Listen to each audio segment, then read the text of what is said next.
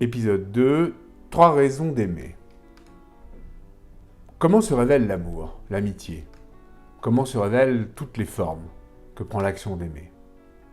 Eh bien tout d'abord, simplement par la recherche du plaisir. J'aime ce qui me plaît. Au principe de l'amour, il y a le principe de plaisir. De fait, nous cherchons à nous lier avec les êtres qui satisfont nos besoins et nos désirs. C'est d'ailleurs quasiment la base des réflexes conditionnés. Si le nourrisson est attaché à sa mère, eh bien, c'est d'abord parce qu'elle prend soin de lui, qu'elle l'alimente et lui prodigue de l'affection. Mais c'est aussi l'origine de toute relation érotique. Enfin, à l'évidence, nous sommes amis avec ceux qui nous sont agréables, en compagnie desquels nous passons de bons moments, avec lesquels nous sommes bien. Bref, on aime parce que l'on goûte. Mais il existe un tout autre révélateur, plus cruel, et qui découvre une dimension plus profonde. C'est l'absence, voire la perte. L'une n'est pas l'autre, évidemment, mais toutes les deux signalent un manque. Toutes les deux nous disent que ce qui n'est plus là avait du prix, une valeur qui rend ce qui a disparu précieux, nécessaire, indispensable.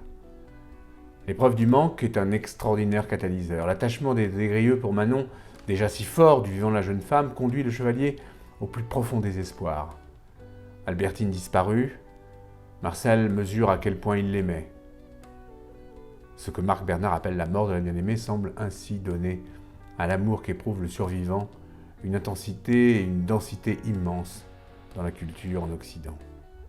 Et ce chant d'amour et de mort débute avec Orphée, Orphée qui pleure Eurydice.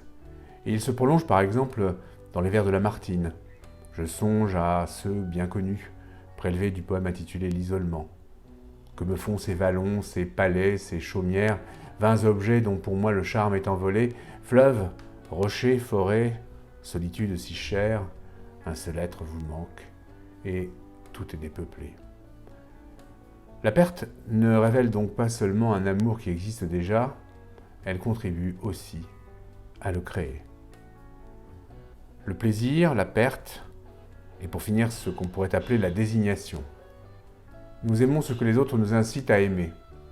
Ce sont les autres et leurs désirs qui désignent ce qui est désirable, ce qui est aimable.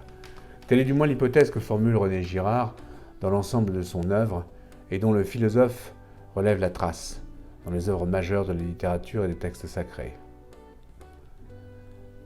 Le plaisir, la perte, la désignation, nos 3 raisons d'aimer.